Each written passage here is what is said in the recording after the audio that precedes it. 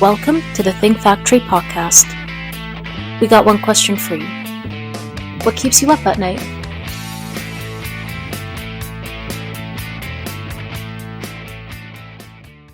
Welcome back to the Think Factory podcast, and we're recording live from the Printing United Expo in Atlanta. What's nice about having your own podcast, I guess, is the ability to sit with friends and talk about what they do and all the interesting things that is part of their business.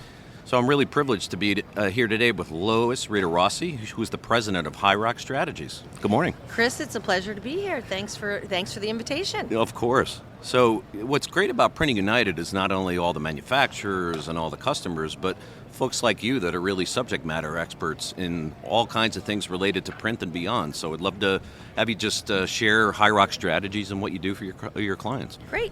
Thank you. So I have been on the consulting side for 18 years, and I love what I do because I get the opportunity to work with owners of companies, large service providers in printing and mailing, some large brands in implants and banking and insurance in the utility sector, helping them with sales and marketing, helping them with operational optimization, and helping them with inkjet adoption.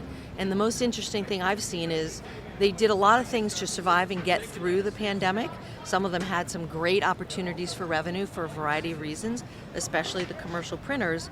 And what got them to here in 2023 is not what is going to get them to 2025 and beyond.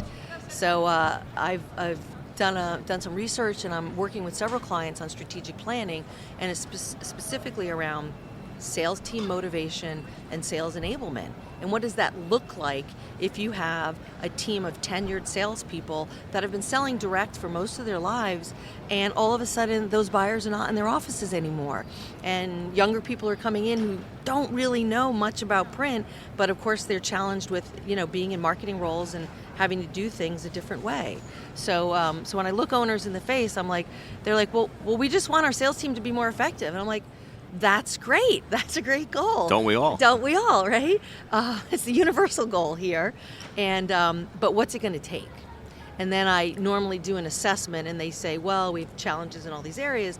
And it's very funny because, I have done this kind of assessment with companies in Europe and South America and Mexico and Canada, obviously many here in the U.S., and I often find levels of dysfunction that make it difficult for the salespeople to be fully committed.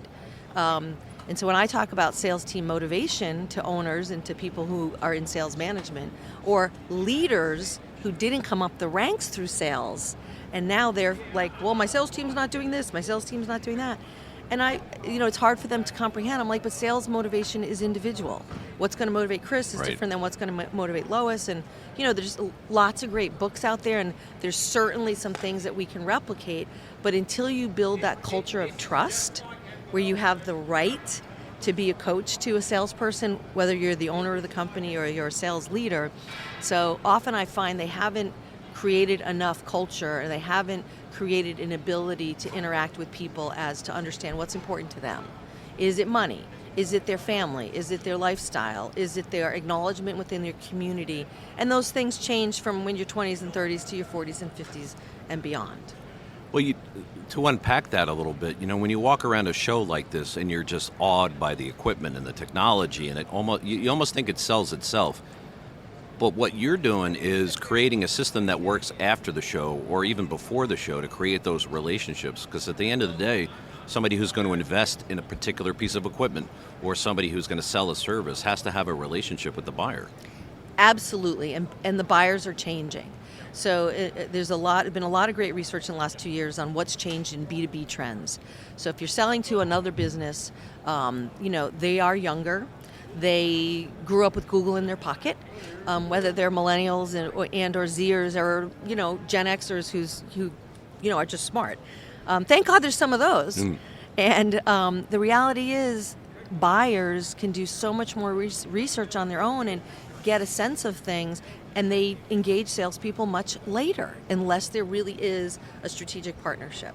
So for salespeople that have been used to, long-standing relationships, and then procurement steps in, and we're going to do this differently, or younger people come in, or there's just less loyalty to really good suppliers and vendors.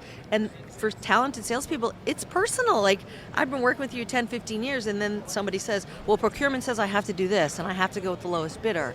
And so to see that B2B trends and less loyalty, sales engagement later, it just makes it different for people who are accustomed to managing relationships and providing value. So now, how do they work the top of their funnel? How do they build relationships, and how do they do it differently? And when I see success, it's that they're the leader, there's really a vision. The salespeople all know where the company's going. The operational managers all know where the company is going. And often that's a big missing. Well, when you manage a sales force according to a quarterly forecast or a quarterly goal, it seems to me that you're managing too much in the short term and not so much in the long term, so that that you're not able to even demonstrate the value of your product or your service because you're so worried about closing a sale by the end of the quarter to get a spiff or make your commission numbers. And if you don't take that long-term view, then you lose that whole culture of trust and culture of value that you talk about. Well, and often when I see salespeople that are selling commercial print or in services, they say the same thing. They get caught up and they just go to, okay, well, what project can we do this week or this month? And what kind of paper do you like? And how many pieces of mail? And they forget to step back and ask those detailed questions. What are your corporate goals? What's changing for 2024? What do you need to do differently for acquisition, retention, win back, new product launches? Things like that are more about their business and what's going on with executives and leadership roles in different areas of those businesses, rather than I can help you get something done fast and we can do it better and we've got great quality. And whether it's the large equipment manufacturers, which are here with all kinds of great equipment, or the salespeople selling print and mail services, there is pressure to move to a project quickly, and they really need some perspective to build longer-term views of understanding their customers' goals, challenges, and needs, and where they can fit in with services that make a difference. Yeah, it's almost like it's not almost like, it is the first step to not even talk about selling when you first meet these customers or potential customers, and to your point, talk about what's your goal this year, next year, 5 years, and what are you looking for, and what do you perceive as value, and then injecting some of that value discussion without ever talking about selling a piece of equipment or selling a piece of paper. Yep. Is really the way you pave it, no? And as important as that is for customers, it's just as important for internal employees. So I was recently at a successful 75-year-old company. The owners have made huge investments in technology and software and finishing, really smart investments, and acquired some good companies along the way. And there's still a level of people in the company who do not know the capabilities of everything they can do, because they're really busy in the day-to-day of getting jobs out the door, responding to customer needs, and some less than ideal decisions were made because of just lack of communication and lack of comprehension. So when I talk to them about sales enablement, it's like making sure that this great book, Traction, like how to manage your business, do you have the right people in the right seats? And the author's name is escaping me at the moment, but it really lays down an entrepreneurial approach to running your company effectively. When I speak about building upon kind of those theories and approaches, it's like sales enablement means everyone in the company knows what we do, why we do it well, and the value that our sales team and our collective production teams bring to customers' needs around acquisition and retention, new product development, expanding into new markets, opening up new locations, whatever are those true business challenges, and truly understanding it's not that we're printing this thing with these specifications, it's that this thing that we've produced is going to allow our customers to meet their business goals. Correct. And just beyond the point of worrying about closing that deal, right? It's about, to your point about Traction, that's the entrepreneurial operating system, right? Love that book. It's, one of the many things that it tells you is that communication is key, and communication really involves staying in touch with each other on a weekly basis at least, right? Where people can understand, what are the issues, what are the issues that need to be cured, and it's all about, and maybe this is where it all comes together. It's all about reaching your long-term goals, but your long-term goals have to be consistent with your customers as well. Absolutely. The company has to have a clear vision and path, and leaders, and they think, well, we did this plan, Lois, and we told everyone we had one company meeting, and I'm like, and how much do you think they retained 3 or 4 months later? So it's the ongoing communication that's needed for internal alignment and for salespeople to feel empowered. Like, we have these great new capabilities. How can I provide value to my customers? And giving them the tools, really, to avoid going back to the old ways. So if you got a new piece of software, figure out how to use it, or a new CRM, figure out how to use it rather than doing sort of a backdoor into the old things you used to do and ignore the new stuff. You're so on point. And I've done a lot of sales training over the years and speaking about sales enablement and the difference between good salespeople and great salespeople. One distinguishing factor is they know how to use technology for themselves. So companies have Salesforce and HubSpot and MailChimp and hundreds of other great CRM systems that are out there. But I said, well, salespeople are the worst at data entry. They loathe it. They're bad at it. So how can we make the CRM work for the company? And how can we make the tools work for the sales team? So having clear metrics, having technology that's flexible, and all of those tools I mentioned can be customized to work for Lois as a salesperson operates one way and Mike as a sales guy operates a different way. But we can use the same tool and use it effectively. So the management team has vision. And I tell salespeople who are reluctant to use CRM and use technology, it can be your frontal lobe. It can remember all the stuff that you don't have to remember anymore, so you can go have value-added conversations with decision makers and know what college team, what professional sports team, what their wife likes, where their kids are going to college, what kind of dog they have, what kind of preferred beverage, like all this stuff that is naturally for great salespeople to build in rapport. I said, put those as notes in your CRM, and if you have customers and prospects you don't speak to weekly or quarterly or monthly, use the CRM to remind you to build rapport again and establish it quickly, and then next time, so then you can talk about their business.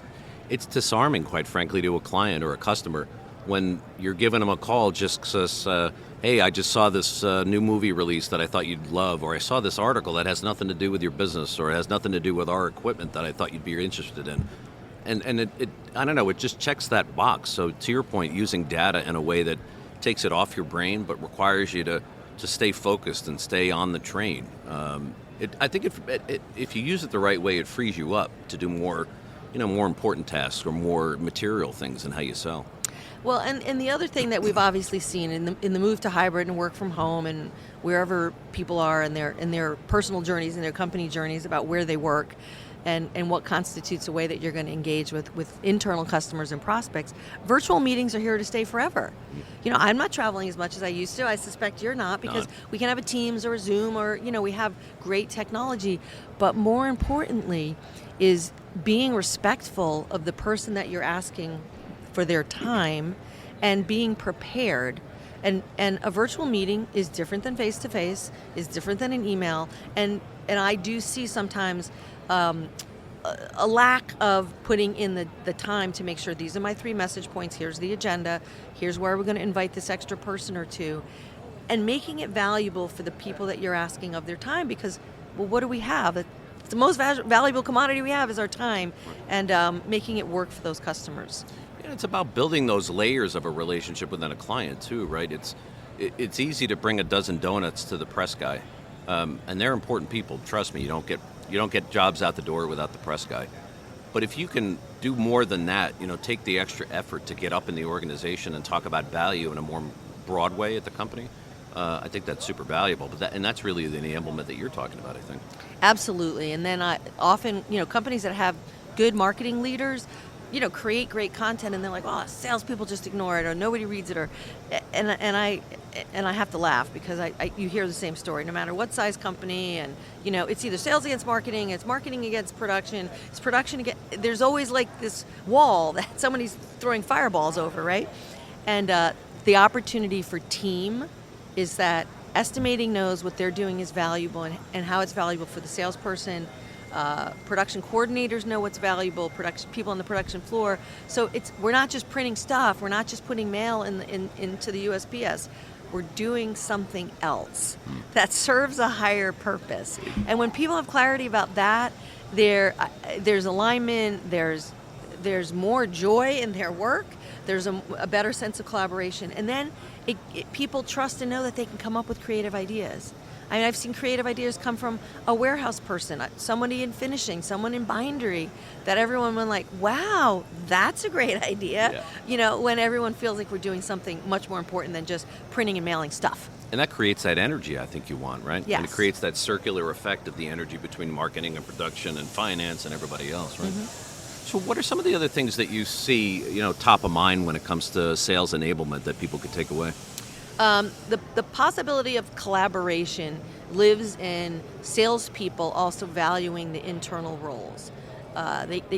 Dumping and running has been a traditional sales way of getting stuff done in the B2B and certainly in the manufacturing world around What's print. that fright factor? You're afraid to have the conversation, so I'll just run in, dump my materials on my card, and hope they call me, right? Right, and when I see what is different is when salespeople take the time to understand, again, the value of estimating customer service, leadership, use production managers, or this customer, this is more important to them. It's color, or it's the paper, or it's the cutting and finishing, or it's the getting them samples first, or, they're still humans in the end.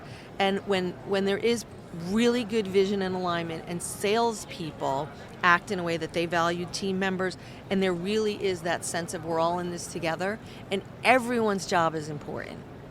So, salespeople often get, a lot of credit, which they do a lot of hard stuff, but production people as well. And when I see the sense of team and collaboration, and we break down the walls, and there's just a level of mutual respect and trust, those are the companies that are succeeding.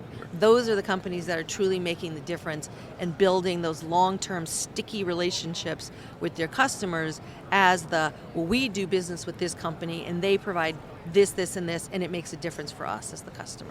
Well, those things, when you talk about enablement, it's also the empowerment to give people something to boost their confidence. Because it ain't easy doing a cold call, that's for sure. But if you can empower them with that value discussion, or just, hey, Lois, I know you're the CEO of this company. I'm not here to sell you anything. I'm just here to shake your hand and talk to you about what's going on in the market, or what are you seeing? Just having a chat, and that's what people really want to do. And then you're top of mind later, or at least you've opened the door just enough to have that bilateral flow or that bilateral conversation. Absolutely, and so as the consultant, I say, seems so smart when everybody says absolutely. Absolutely. So I often, when I'm talking to prospects or customers, and I say, I don't think anyone wakes up in the morning and goes, I want to hire a consultant today. Pretty much, right? That doesn't happen. And most people who are in the B2B services in these industries don't wake up and say, oh, I really need to talk to a salesperson today for like new equipment, yeah, or whatever that is. And the opportunity is, if salespeople take the approach that there are things and there's value in education you can provide as the world is evolving, as there's younger people in the marketplace, and think about what would be valuable to them first, and then how it connects the dots to maybe services you can provide at a later date or down the road. And really be seen as that person providing value, that they can build a relationship of trust. Then, hey, how are you going to help me? Right. What services do you have that would make a difference for me? Yeah, and some of the most successful salespeople will tell a potential client, you know what, I hear exactly what you need, and I'm pretty sure it's not my stuff. Here's what you probably should be looking for, and I'll introduce you to somebody at the competing company who I used to work with. I think you'll hit it off. It's so disarming, because to be able to step back and offer value without making money on it, I think really just cements that relationship forever. Absolutely. And I recently gave a referral to a colleague I've known for probably 18 years, and his company's based in Europe, and I did a project with them maybe 2010, a long time ago. And then I have another colleague I met through the industry probably 7 or 8 years ago. And recently one of them reached out to me, and I made an introduction, and one's an American company and one's a European company. And lo and behold, it was I couldn't help this guy with what this person needed, but I could make the introduction and say, you should look at this, and they got great software, and it really might make a difference for your company. And both of them thanked me, and one of them is here at Printing United, and as I said, I haven't seen him in many years, and that to me is how I provide value as a consultant, and it's an easy model to really make a difference for sales and for sales leadership. It's true. And again, it's just about creating value and creating friendships at the end of the day, because you only work with people you trust and that you like at the end of the day. Even if you've got the best product, people are only going to buy from people they trust at the end of the day. So true. Yeah. So to sum it up, Lois, in addition to hiring high-rock strategies, which would be good for a lot of folks for sure, and I'm not even joking about that, you've got a really insightful view of the entire sales process and beyond. But what are a couple of takeaways that folks that are starting the journey of really empowering and enabling their sales forces, what should they be thinking about as a first step or a second step? As a first step, to make sure they've done some strategic planning one-on-one and in small groups with their sales team to really get clear what's important to that salesperson. What is their motivation? And to build the trust so that they feel like they can share. Because as I said, salespeople are motivated different ways. So building that trust and rapport allows people to see that someone else has got my back. And whether it's a sales leader, the owner of the company, the head of the department, division, line of business, depending on the size of the organization. And to understand that culture lives in communication. It doesn't live in a document. It's not on a SharePoint drive. Culture lives in communication every day. And to create alignment and understand that we're all in this together. And leaders and managers in whatever role or whatever operational area they have to continually understand it is only in communication that we reinforce a positive culture that we're all in this together. So those are probably my two things. When people have to look in the mirror, do you know your sales team's motivation? And have you really done a check on culture? Because even large successful companies, they'll do employee satisfaction in addition to customer satisfaction, right? And look at how do we enhance, how do we create ways where if we're hiring younger people, that they feel value in the organization and understand their contribution in the vision. So I say culture wins every day. It's not just making more money, to your point, right? You would think a salesperson is going to be driven financially, but that's only a piece of it. Small piece sometimes. Very small piece, for sure. Well, Lois, this was a great talk today. I know that people are going to listen to this podcast and take away some value, for sure. But I just want to remind everybody that Lois Ritarossi is the president of High Rock Strategies, subject matter expert in all things print, for sure, and beyond. And contacting Lois would be a great first step in that sales enablement process for sure. So thank you so much for sharing your thoughts and your insights today. Thank you, Chris. It's been a pleasure. For me too. So this is Chris Santomassimo again from the Think Factory podcast, powered by OGC Solutions, and we'll see you next time.